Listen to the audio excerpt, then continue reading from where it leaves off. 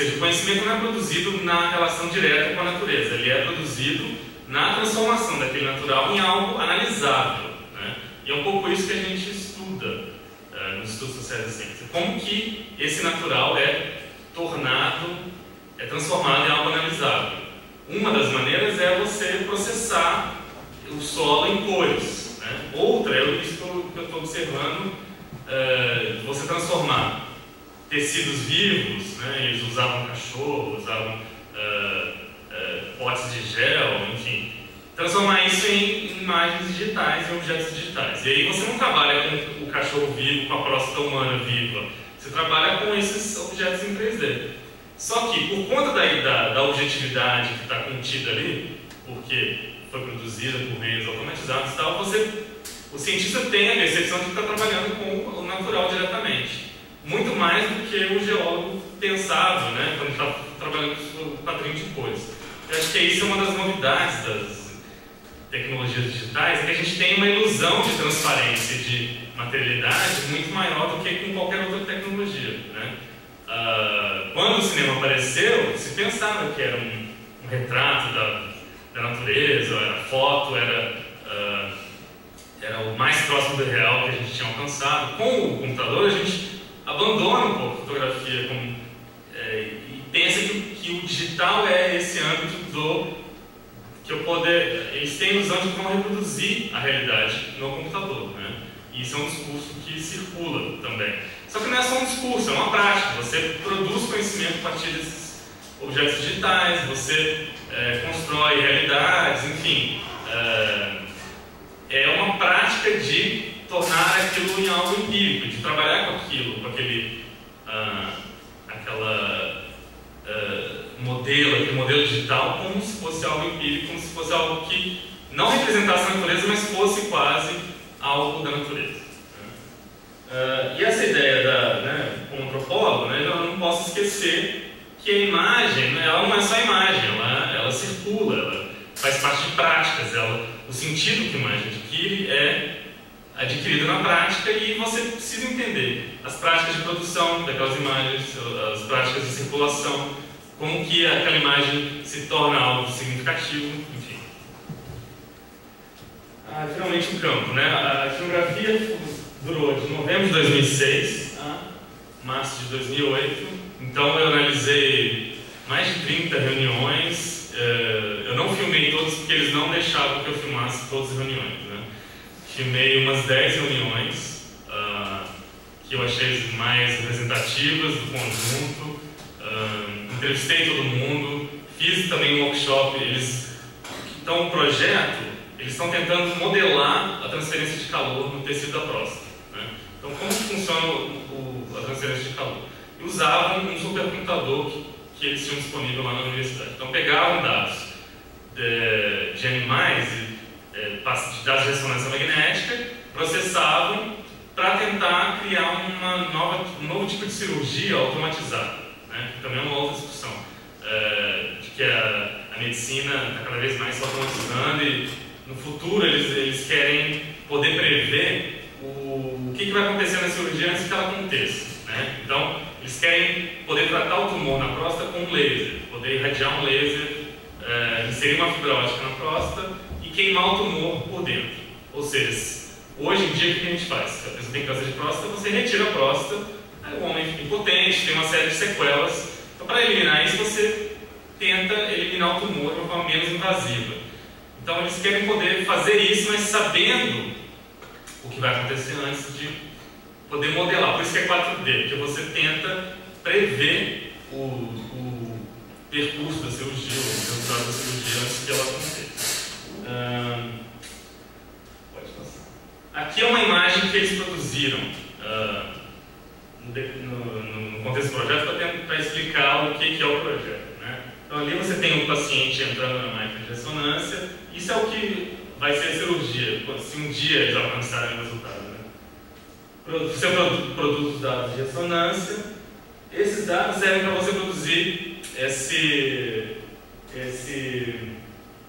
mesh, né? Que não sei como traduzir isso, mas é uma imagem que representa a geometria daquele objeto que foi por exemplo, a próstata, o cérebro, qualquer que seja a parte do corpo.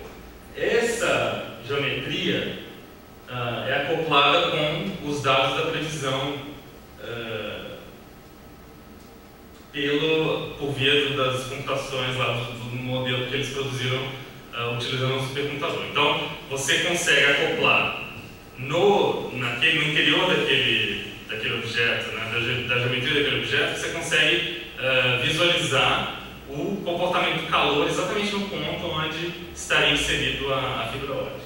E aí isso seria, você retornaria isso ao médico no hospital, então ele teria em poucos minutos uma ideia do que vai acontecer se ele colocar a fibra ótica aqui, se ele colocar em outro lugar, se ele aumentar a potência, diminuir a potência. Então ele teria um feedback instantâneo do que poderia acontecer na cirurgia, então ajudaria o médico a tomar decisões clínicas. Né?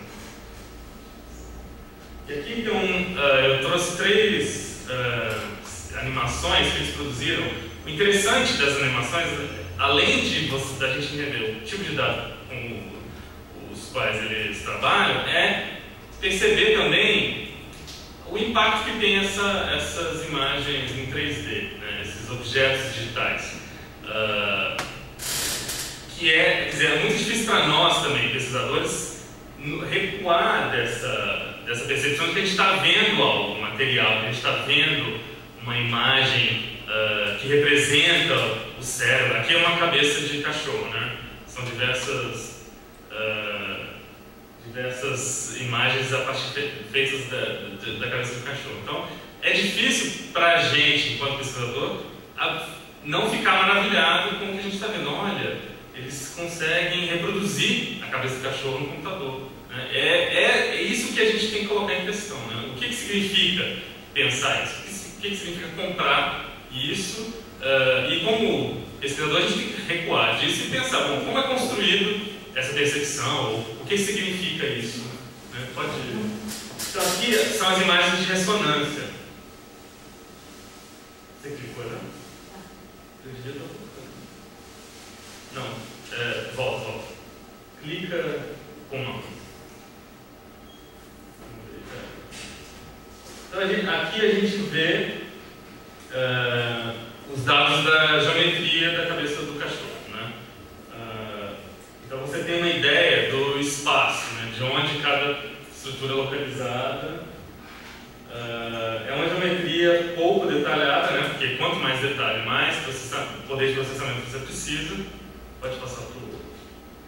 E ali eles estão interessados no cérebro. Então eles fizeram uma geometria do cérebro do lugar que os interessa. Aqui, pode clicar, são os dados de ressonância magnética. Então você tem vários cortes, né? E você juntando essas fatias, você tem então uma ideia em 3 dimensões do que seria esse cérebro de cachorro.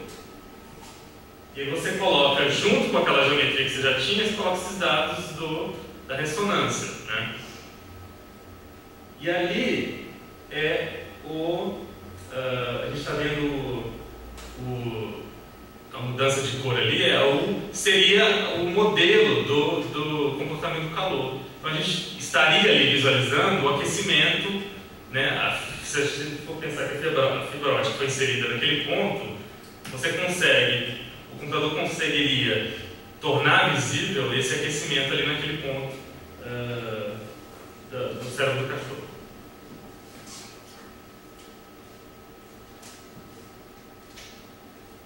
Então aqui seria uma representação do modelo. Né? Eu teria, juntando esses dados todos, eu teria uma ideia. É claro que aqui é complicado de perceber, porque eles não estão interessados em mostrar o cachorro. Né? A gente tem que pensar que é uma plateia de cientistas e eles estão interessados muito mais em ver a metodologia. Eles estão interessados em viabilizar a metodologia, entender se ela é viável ou não, se os dados são transmitidos da forma correta ou não. Então ali a gente tem uma representação visual desse processo de aquecimento. Então, se eu consigo tornar viável esse tipo de modelo, eu consigo pensar que essa cirurgia um dia seria viável também. Uma das coisas que confunde muito por exemplo, o uso de cor. seja, a gente já tem culturalmente a ideia de que quente, vermelho, quanto mais vermelho, mais quente, quanto mais azul, mais frio. E aí, quando você constrói uma visualização, né, muitas vezes as pessoas vão achar que sempre vermelho quer dizer quente e azul quer dizer frio. E aqui, por exemplo, para entender que isso é uma visualização de um cérebro de cachorro, demanda muito trabalho interpretativo, né? Eu tenho que explicar para vocês como foi obtida essa imagem, como que os dados se conjugam, um conjunto se conjuga com o outro, e a perplexidade que vocês estão tendo em, nossa, mas não tem nada a ver com o cérebro de cachorro, é a mesma que os cientistas teriam no decorrer do projeto, porque nem todos trabalham com visualização, nem todos são médicos, nem todos têm a mesma formação. Então, muitos ficam perguntando, mas o que está acontecendo ali, né? O que é esse movimento ali? E se a gente for ver o que está acontecendo na reunião, é exatamente isso. Mas o que é aquilo ali? Aí ele vai, aponta e tenta entender. Isso, bom, eu acho que eu já falei bastante. Quer dizer, a ideia de visual não dá conta de explicar. Um pouquinho mais tempo.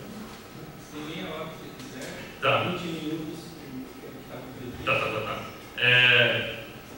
Então, muito mais do que olhar, eles estão interagindo o tempo todo com essas imagens, né? E o sentido não é construído, aliás, o sentido não emerge da imagem, naturalmente ele é construído nessas interações.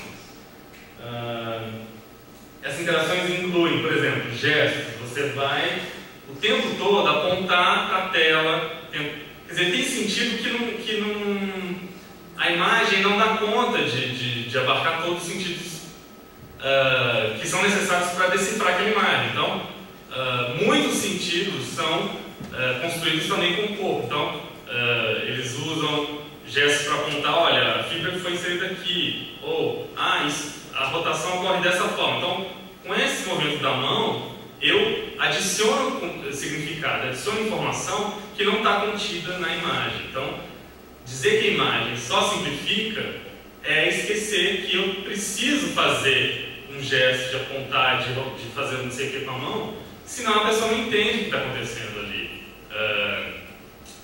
o que eu estou querendo mostrar com a imagem, né? E também interações mediadas pelo computador. Como são objetos que existem nesse espaço virtual, eu não posso ainda, né, pegá-los, né? Então, a nossa forma de interação atual é com o mouse. Eu vou lá e faço ela girar para mostrar que, olha, aqui tem uma coisa que você precisa ver para entender o que eu estou querendo dizer com essa imagem. Enfim, essas interações são cruciais para que o sentido seja transmitido de alguma forma. Então, não é só uma atividade conceitual, também tem uma outra percepção que a gente tem da ciência, que são atividades conceituais, mentais, são também atividades incorporadas, físicas, né? Não só porque eles vão até a tela, interagem ou interagem pelo computador, mas porque o trabalhar com imagens em 3D demanda um trabalho de percepção também, de você perceber sombra, perceber cor, que não é óbvio que, por exemplo, uma fórmula matemática, quer dizer, o sentido é construído também com os seus sentidos. Você perceber textura e você interagir com aquela imagem. Então, o conhecimento também demanda esse tipo de interação perceptiva, que não é só informação matemática, informação de dados numéricos, são informações produzidas pelos nossos sentidos. Então aqui a gente vai ver alguns clips das reuniões, como que eu estou pensando, né, como que essas interações ocorrem no decorrer das